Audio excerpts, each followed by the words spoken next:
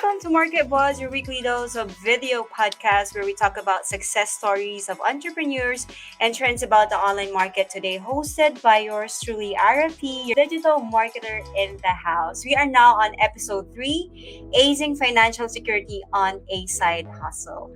Our special guest for tonight is a full-time geologist, a fresh graduate, an overachiever, and the top one in the recent 2021 PRC Geology Board Exam. Is also a National Achievers Club awardee, and for your information, National Achievers Club is a recognition given to the top 10% of financial advisors nationwide. Let us learn how his side hustle lets him help other people be secured financially in case of life's adversities, and how it also helps him to provide more for his family and himself. And for those who are watching, magandang gabi po. I now present to you Mr. Nico John Mercado. Did I say it right? Tama ba, Nico? Yeah, tama ate. Pero Nico na lang para shortened version. Yes. Hello, good evening po good evening Ate Ara, and good evening to all our listeners and viewers tonight. Thank you so much. I know you're so very busy, especially yun nga, you're a full-time geologist and then you have a side hustle. Sabi mo nga, buti na lang this Sunday wala kang masyadong ginagawa. So, pag Sunday kasi normally nagtotone down ako ng activities, rest din kasi 'di ba, as kumbaga we all need rest din naman. Kaya Sunday is rest day for me. Parang that's so great, and I'm so happy you are here tonight. And you know, this topic is very close to my heart because right now the Philippine market has to be financial literate, 'di ba? Sobrang baba ng financial literacy natin, at yung parang meron tayong kultura yung sinasabi na ang retirement plan usually, 'di ba, ay ang mga anak. And sana we shed a light and hope people will be inspired of your story tonight. So, without further ado, Nico, please tell us the story of your side hustle, of how you became a financial advisor. Ayun. So, actually, sabi ko nga, dun sa mga nakapadinig na sa akin, I really never imagined that I'll be entering this business, this being a financial advisor or insurance agent. Kasi parang sa akin it's really not my cup of tea. Parang ang hirap kasi for a person like the science, very scientific, hard science in geology, na magsi-sales ka and then mag-mingle ka with people. That is true. Insure them, ganyan. So sabi ko noon, madaming nag-i-invite sa akin, ganyan, may ate sa financial advisor. So sabi ko, it's a no for me. Parang tama na isa lang yung financial advisor sa pamilya. Parang gano'n. And then, come 2020, of course, nagkaroon ng pandemic. I was undergone online school dun sa last part ng semester. And then, nag-graduate po ako ng pandemic. Tapos, na nag-graduate na ako, syempre, the tendency is I will prepare for the board exam. So, that was June, July, August. I was already reviewing for the board exam. And then, nung September nun, biglang nag-announce na postponed ang board exam. So, sabi ko, ano na mangyayari sa akin? Kasi everything is well planned already nung bago pa mag-pandemic. Sabi ko, by June, graduate na ako. So I will be reviewing until October. Then I'll take the exam by November. And then I'll work by December. So may income na ako dapat by December. And na-postpone. Sabi, by 2021 pa yung board. So sabi ko, paano na lang yung mga plans ko? Kasi syempre po, I have been in college for almost 8 years. Nandun na yung pressure sa akin to also help with the family and also to earn my own money. Diba? Nandun na yung pressure sa akin. So, nape-pressure na ako. Sabi ko, kailangan kong kumita. And then, naghanap ako ng iba't ibang pwedeng pag-applyan while reviewing kasi ang deciding factor ko nun, dapat yung work ko, I can do it while also reviewing for the board exam. So, naghanap po ako ng mga work, call center, ganyan, tutor, ganyan. Pero wala nag-workout. Parang walang bumabagay sa review style ko, sa review schedule ko. So, one night, yun nga, umuwi yung ate ko. Sabi niya, bakit hindi mo na lang kasi i-try mag-financial advisor? And then, sabi ko, sige, let's give it a try. Ita-try ko mag-financial advisor. So, actually, nag-financial advisor po ako September, October. That was the time that temporary insurance agents have this, what we call temporary license, na pwede ka magbenta kahit wala kang exam. Kasi ano siya, mandated by the Insurance Commission. But then again, come November, parang nagsabi sa Insurance Commission na ay, bawal na ulit. So natanggal na naman ako. Pero I think it's part of God's plan kasi I decided na mag-focus na lang dun sa review ko nung nangyari yun. Pero nung nakapasa na ako, sabi ko hindi ko na pakakawalan. Nandito na ako, insurance agent na ako, financial advisor na ako. So nung nakapasa na po ako ng February, parang tinake advantage ko na, tinuloy-tuloy ko na yung aking pag-financial advising. So, yun po yung nangyari. And now, nandito na ako. So, yung doubts ko before na wala na, kasi kaya ko naman pala. So what do you think is your biggest challenge you face in making people appreciate, financial literacy or life insurance? Ang daming challenges sa Pilipinas. Kasi alam naman po natin na Philippines is actually one of the countries na very low percentage ang insured na tao. Yeah, and such a big I think we can attribute it doon sa ating pagiging sentimental na tao, tayong mga Pinoy. Siyempre, ayaw natin pinag-uusapan death, yung accident, and sickness. Again, as much as possible, we want to be vibrant, positive outlook lang. So, isa yun sa mga mahirap na challenge na face na. Actually, hindi lang naman ako, lahat naman ng financial advisors. And of course, second, nagkaroon ng pandemic. So, people, of course, would rather focus on how they will survive the pandemic, yung basic necessities nila, instead of getting an insurance. But actually, it's also a blessing in a sense that people also parang na-realize nila, na-appreciate nila na there's, ngayon kasi natin nararamdaman yung gamit ng insurance, diba? There's a lot of people who are getting sick. And though it's not a benefit, but there are a lot of people who are dying.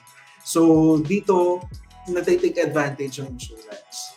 And third is, of course, the lack of knowledge. And as Filipinos, we are not very open, I think, kasi natatakot yung mga Pinoy, di ba? Akala nila, bibentahan na kaagad. But for me, in my case, lagi ko sinasabi sa mga clients na ina-approach ko, it's okay na hindi ka kumuha, but nakakasi, just go after the learning or yung pwede mong makuha from the discussion. Kasi at least at the end of the day, yung discussion naman na ibibigay ko sa'yo will be valuable. And mas magiging open yung mind mo or mas magiging knowledgeable ka in terms of financial planning, insurance. Yeah. And, as someone so young and new in the business, diba? Pinag-uusapan nga natin kanina, parang 4 months ko pa lang and you've achieved so many awards.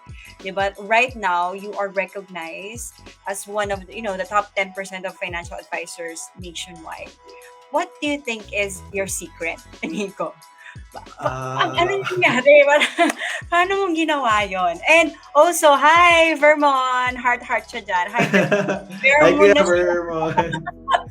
Yes. Anyway, so, what do you think is your secret sa pagiging good in sales and selling one of the most, difficult product to sell?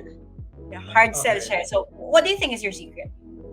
Siguro, for me, it's really, nung simula pa lang kasi, like, nung nagsimula na talaga akong bumalik, kasi nga, nag-hiatus since due to board exam, nung talagang sineryoso ka na yung pagiging insurance agent, it's really becoming bold with what you want to achieve in the business. Kasi sabi ko noon, and I really, nung April, March, ganyan, sabi ko, ang laki ng potential ng being a financial advisor. So, bakit mo pakakawalan, di ba? If you can perform well dito sa business na to, and just do it.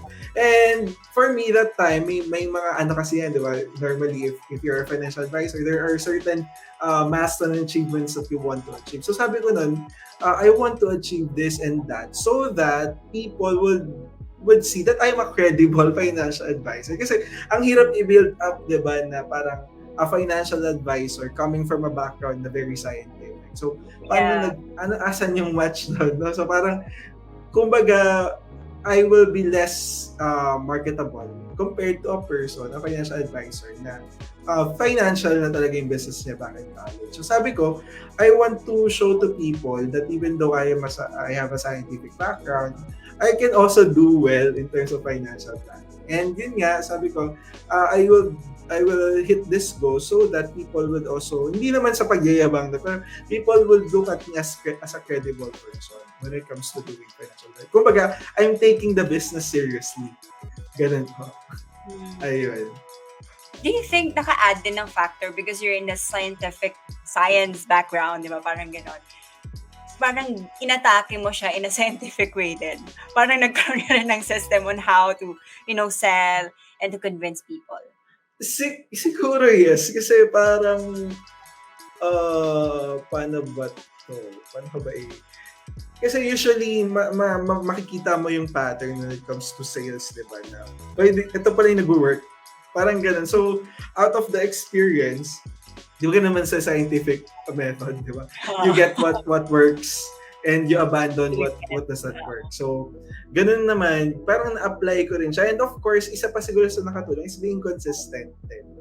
Na of course, there are times na hindi talaga nag-work yung mga activities. Pero siguro, isa din to sa naging growth ko dito sa business is talagang kahit ang daming rejections, kasi madaming rejections talaga sa business na to, parang mas nagiging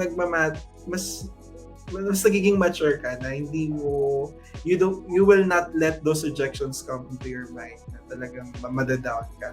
So, isa siguro yun, being really rational sa mga nangyayari. That is true. I feel like, kasi ang pinakamalaking block for those, because I've been a financial advisor as I've shared with you a while ago before tayo mag-live, yung magiging mental block mo dyan is more of, ang daming rejection sa'yo ako na parang hindi ako kapatid. But because you are rational, coming from a scientific background, you don't take it personally. Parang take mo siya as critical information. Pinakamalaking factor din yun. So, anyhow, let's go forward. Right now, tingin mo ba, meron ding malaking play yung social media on your success? How do you think social media or the internet plays out in all your business right now? Sobrang laki. Siguro mga 80% of my success is because of social media. Kasi, especially given our situation right now due to the pandemic, parang yung social media yung naging market talaga. It really helps me to connect to people whom I think kapag wala yung social media would be hard for me to connect. Kahit yung kasi if na-imagine ko siguro kung walang social media ngayon, normally my market would be my friends, my family. Pero ngayon, even the friends of my friends, I can reach because of social media. Social media. The connection is important. Yes, apa. And also yung branding. Kasi people will see you, di ba, more exposure. People will see what you're doing. So, I take advantage of that as well. Kasi mas nakita ng tao na may value ka. Mas kumbaga, mas papatok ka. So, do you make it the point na you to post daily or, just to people know what are you doing, blah, blah, blah? Or hindi naman sobrang regular, pero there are times na parang pag feel mo ipopost, ganyan. Pero merong mga non-negotiables. Of course, as part of the business, you have to do branding, ganyan. So, may mga posting din every day. Okay, so let's talk about naman, Nico, about you as a geologist, as a normal person. Ano ba yung mga ginagawa mo araw-araw? What are your hobbies? Para makita rin ng mga tao, normal pa ba si Nico? Sa kanya? Okay. I'm currently a full-time geologist / researcher kasi I'm part of a project entitled PhilCarst. So, medyo technical, no? So, as a geologist, right now we're studying Palawan and Siargao. Yung mga rocks doon kasi they are limestones, they are very susceptible to degradation. So pinag-aaralan namin what can we do to avoid or to prevent degradation of these two tourist spots para hindi sila matulad sa Boracay. So the very goal of the project is to help the government to plan things para nang sa gayon in the future, hindi na matutulad yung dalawang site na yun sa nangyari sa Boracay. So there's a geology there kasi kailangan ng pag-aralan yung bato. So ngayon, ang ginagawa namin is just nung June, pumunta kaming Palawan, El Nido, and then nag-gather kami ng rocks. Tapos yung rocks ngayon, ang ginagawa ko, parang tinitingnan namin siya sa microscope. So we're identifying rocks, ganyan. Tapos we're naming them kung ano bang klase sila. We're also looking at fossils, ganun. When I hear about that, parang it's so fascinating, especially Palawan and Siargao. Those are very amazing places to go, and to just study about it is really exciting. Parang yes, parang sinasabi mo pala. Pero do you still have hobbies? Kasi nga, ang dami mong ginagawa. Yes, can you tell us about it? Yes, syempre. Kasi syempre, parang lalo na ngayon na pandemic na you're just, parang ang routine, you go to work, tapos uwi ka sa bahay, tapos online meeting, online work, ganyan. So, I see to it that I find breaks in between. Kasi mawawala yung sanity mo pag hindi ka nag-break. So, normally, of course, I will scroll on social media, yung mga videos yan, madaming, manonood yan ng mga videos na nakakatawa, ganyan. Or second, I will play Mobile Legends with my friends. So, sabi ko, ngayon nga, chinat yung mga kaibigan ko, sabi ko, laro na tayo. Breather lang for this week. Yun, tapos, if may maraming time or talagang kailangan, nanonood ako ng mga series sa Netflix, mga K-drama sa Netflix. K-dramas din? Anong yes. K-drama? Anong K-drama mo? Ano bang hospital playlist? So, sinusundan natin yung hospital playlist. Hindi ko pa yan pero ngayon lang medyo ako BTS. K-drama. So, anyhow, yun, so, it's so nice to hear those things. Kasi so because some people think like if you go hustle, build a full-time job, have a side hustle, yung iba na parang feeling nila madideprive yung sarili nila. That's why I also ask you, do you still live a normal life having all those you have achieved? And it just goes to say na pwede talaga. You can balance it out. Pwede ka maka-achieve ng ano. And yung mga sinabi mo nga, it's very important to be consistent. To have your goals around. And I think, time management is really the key then. Kasi there are people, siguro na hindi mag-work sa kanila kasi maybe because time management is not so okay. So siguro, ako kasi, back in the university, may extracurricular na talaga ako. So, kumbaga yun yung nakuha ko yung time management. So, parang yung juggling things na sabay-sabay. So, parang yun po yung nakuha ko na skill na nakatulong sa akin right now. And it's possible, tama. It's possible. Kung meron ka lang, konting sharing about time management. Sorry, I know it's not part of, kasi na-share mo na din. Parang tip lang para sa time management, kung paano mo siya gina-juggle. Like, in a day, paano mo ba yung ginagawa? Like, you're a full-time geologist in the day. That's 8 to 5, right? Yep, 8 to 5. And then, syempre magpapahinga muna ako ng, may rest pa rin, like 5 to 7 or 5 to 6:30, I would rest. Then dinner, quick dinner. Yun na ba yung K-drama? Usually rest, games or series or social media.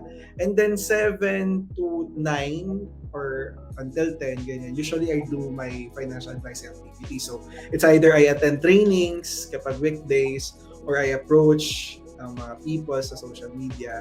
Ganun. So, that's Monday to Friday. And then Saturday naman, of course, since it's my free day, I usually would dedicate it for my side hustle. Ayun. Okay. So, mga whole day yon kapag whole day Saturday. Yes. Tapos pag Sunday, ayun, medyo me-day yun. May family days. I like it. It's so manageable. Time management. Pwede pala talaga siya. Pwede, yes. Hindi nila nagagawa dahil nga feeling nila it's very overwhelming. Pero hearing from you on all those you've achieved so far, sana matry din ng iba baka kasi it will, kasi kung hindi mo pa nagagawa, try it first before you say na hindi siya pwede sa'yo. So, let's go back to your side hustle before we end this. Kasi I know you also have your me day. I don't wanna occupy your me day. Nico, if there is one thing you want to share right now about financial planning and financial literacy, what would it be? Actually, napaisip din ako niyan kanina. Sabi, kung may gusto man ako sabihin sa tao na it's, while a lot of people nowadays or financial advisor nowadays tell you to do this or to do that, at the end of the day, it's still your call, of what will work best for you. But the goal is always to be financially stable. So, kumbaga, for people, kasi we have different priorities, hindi natin pwedeng sabihin na this is what will work best. This for you to be financially stable, gawin mo to, ganyan. So, kung kumbaga, kung nape-pressure kayo, don't be pressured. Kasi just take your time, being financially stable will not happen overnight. It's okay if you cannot do it right now, but siguro ang sasabihin ko lang, just try it slowly, but one at a time, slowly. Huwag ka masyadong ma-pressure. Ayun. Yes. And then we have a comment right now from Sir Kerwin. Agree, time management is very important. Also, yung setting of boundaries. Hi, Sir Kerwin, if you have questions, or for those who are watching right now, if you have questions, we can, in the last 2 to 3 minutes, we will accommodate it. And Nico, so how can they contact you if they want to connect with you? You can just add me sa Facebook. It's Nico Mercado. Makikita niyo naman yung picture ko ng geologist. Very geologist na may mask. Photo. Yes. Tapos, you can message me at 0916-226-5122. Also, if you are interested, Nico is the top 1 in the PRC licensure exam for board exam for geologists in 2021. And released lang yan in February. So if you also have questions, aside from that, maybe you can ask Nico. So again, if you want to contact Nico, it's at 0916-226-5122. Yung mga millennials dyan, Gen Z, Gen XYZ. You want to start your financial planning right now. And sabi nga ni Nico, hindi naman kailangan madaliin. It's your call pa din. Kung gusto nyo lang kung makarinig ng mga dapat nyong marinig at malaman. Kasi iba pa rin if someone who is licensed and who has training about financial planning, a legit financial advisor will help you, will be there. Also, Nico, what's your message to those who are still starting out and would like to start a side hustle? And maybe like to be a financial advisor as well. For those who are already having a side hustle, siguro if there will be time na mahihirapan or na-discourage kayo, it may sound cheesy, no? Pero it will always be go back to your why, no? Kasi ganun ako like pag nahihirapan ako, it's always why am I doing this? So feeling ko yun ang pinaka the best na gawin kapag nahihirapan tayo. And for those who want to try lang and try, It may work, it may not work, but what you are sure, kapag tinay mo, malalaman mo yung sagot. If it's for you or if it's not for you. Kasi ang biggest regret doon, yung hindi mo tinay at all. Diba? Yeah, I like that. Parang biggest takeaway din yan for tonight.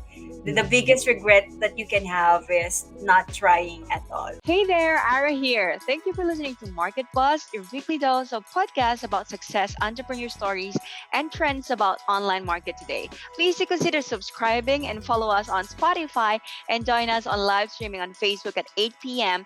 every Sunday. That's it for now. Till then, and I'll see you again next week. Bye!